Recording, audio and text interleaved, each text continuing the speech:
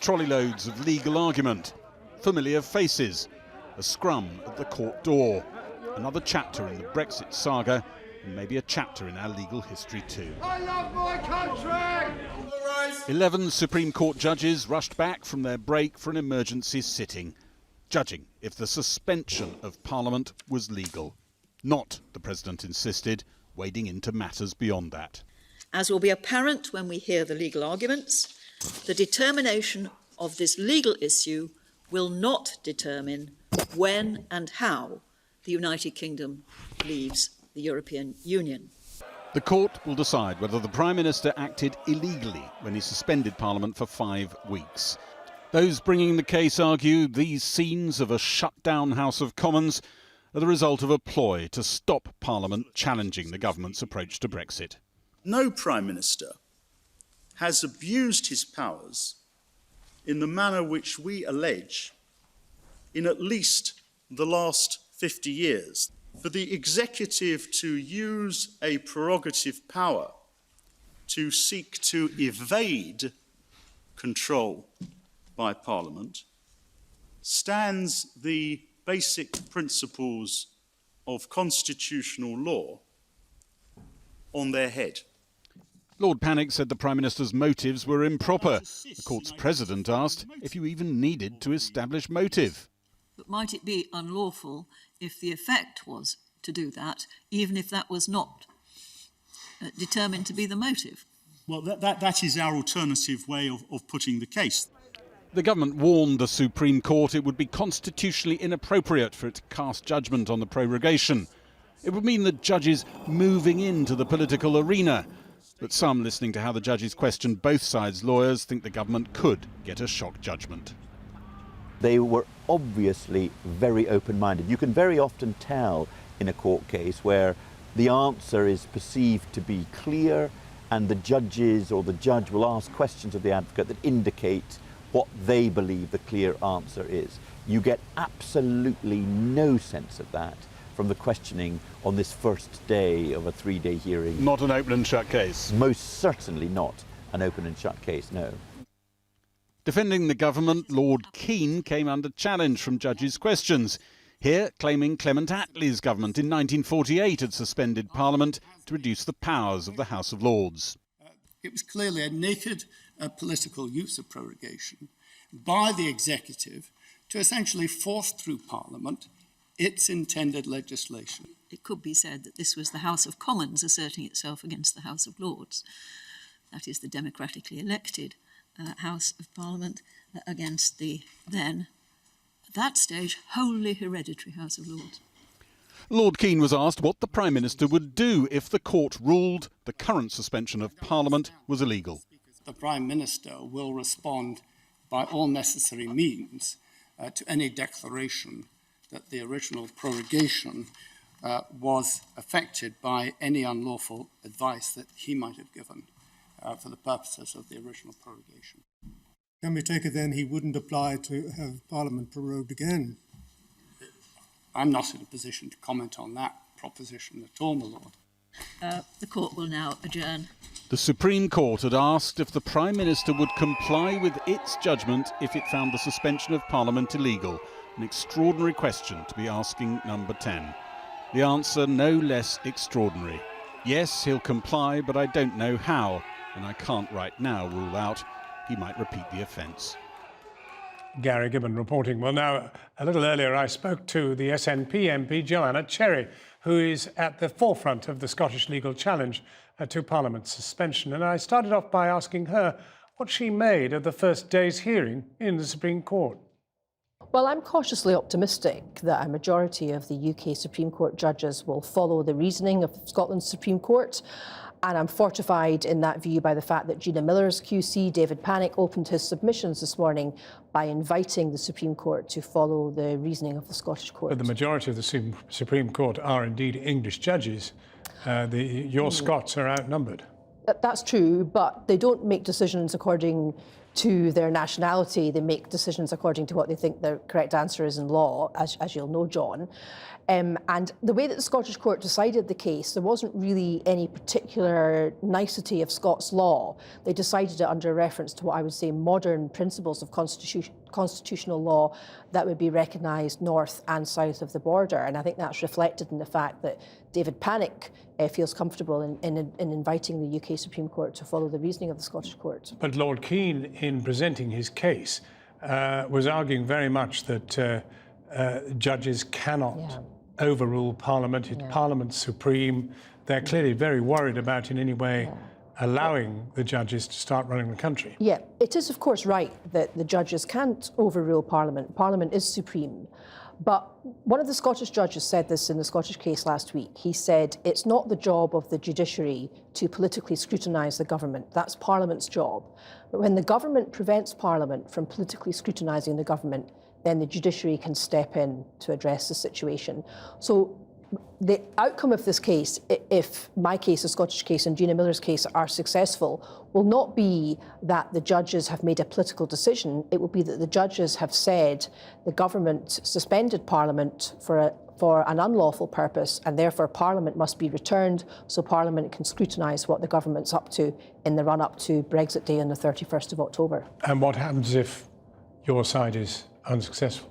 Well, if we're unsuccessful, I will respect the decision in law, but if we're unsuccessful, it will mean that the UK Supreme Court have decided that it's possible under the British Constitution for a Prime Minister of a minority government to suspend Parliament to prevent Parliament from getting in his way, and there's nothing the courts can do about it. That would not be in line with the Scottish constitutional tradition, and it would simply undermine my view that the British Constitution is broken and that Scotland needs to be an independent country with its own written constitution and its own constitutional court.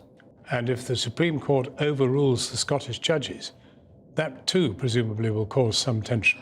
Well, I mean, I think, there's a very strong argument that although the Scottish Court didn't decide the case on a particular peculiarity of Scots law, the Scottish constitutional tradition has always been that the monarch and the executive are not above the law. Going back to the Declaration of Arbroath, the claim of right, that has always been the approach in Scotland. And I think it will be an alarming moment for Scots and for the British Constitution if the UK Supreme Court thinks what Boris Johnson has done is acceptable. Joanna Cherry, thank you very much indeed for joining us.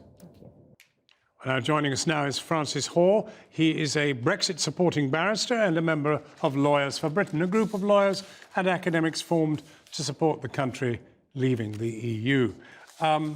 Satisfied with the first day? Think your side's winning?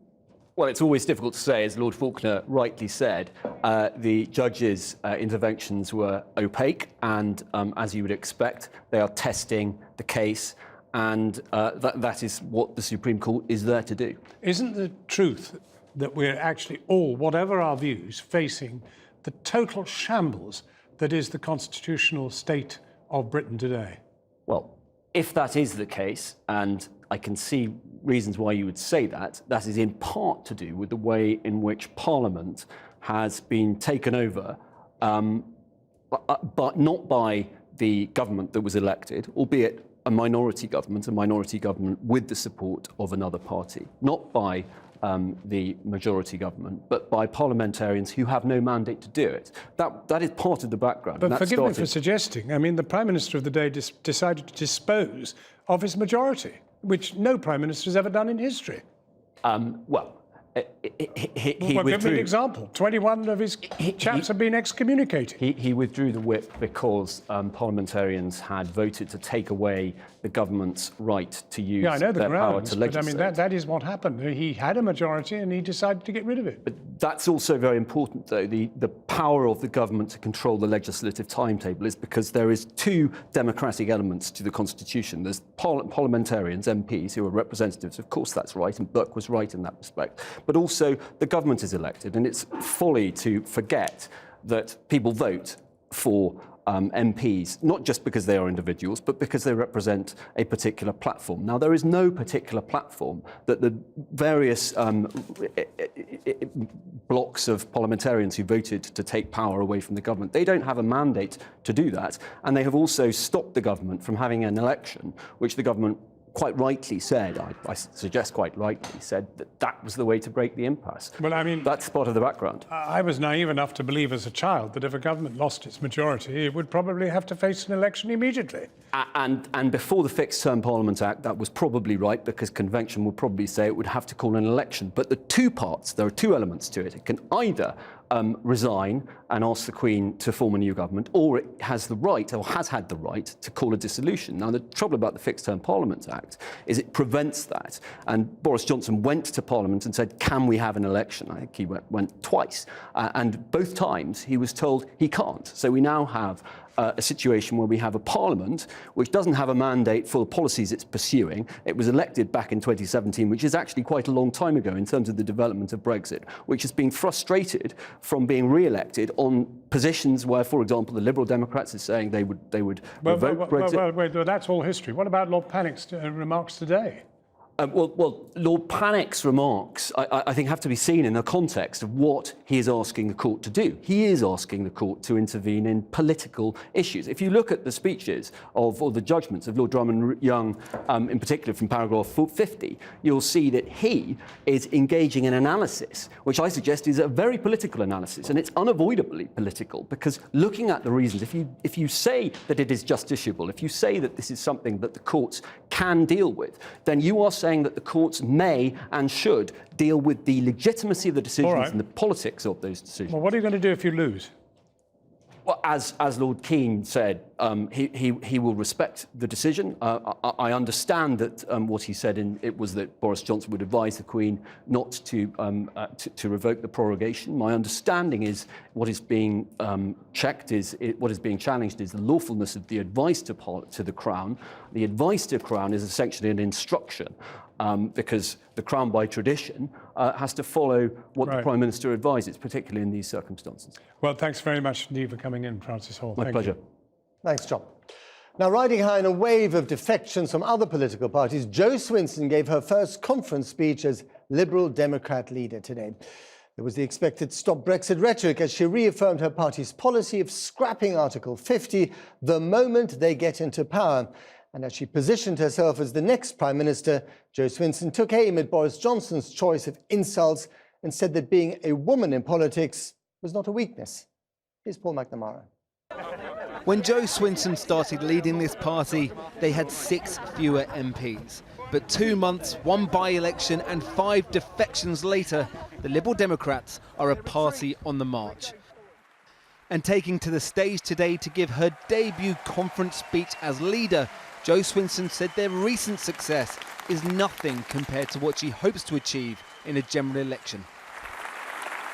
Let me be clear, there is no limit to my ambition for our party and our country, and today I am standing here as your candidate for Prime Minister. That went down well with the newly converted, no matter how unlikely it might be from a standing start of just 18 MPs. And the crowd also liked hearing the new party anthem at the top of the set list, Stop Brexit. And we are crystal clear. A Liberal Democrat majority government will revoke Article 50 on day 1. This speech didn't just aim to unite a party behind a message, but unite against a mutual political enemy. We all know that commitment has never been Boris Johnson's strong suit. From the Prime Minister's personal life to poking fun at his negotiation skills after problems in Luxembourg the day before. Yesterday, he failed to negotiate where to have a press conference. Jo Swinson took swing after swing at Boris Johnson, the biggest cheer after referring to insults he'd used like girly swat. If he thinks being a woman is somehow a weakness, he's about to find out it is not. And he wasn't the only enemy. Because people across Britain deserve a better choice than an entitled Etonian or a 1970s socialist. Her message simply, the only major party for Remain is the Lib Dems. Nigel Farage might be Brexit by name, but it is very clear that Jeremy Corbyn is Brexit by nature. This was a speech light on policy, leaden with political rhetoric and preached to a choir that lapped it up. But the real question for this new leader, just how well will it go down outside of this room?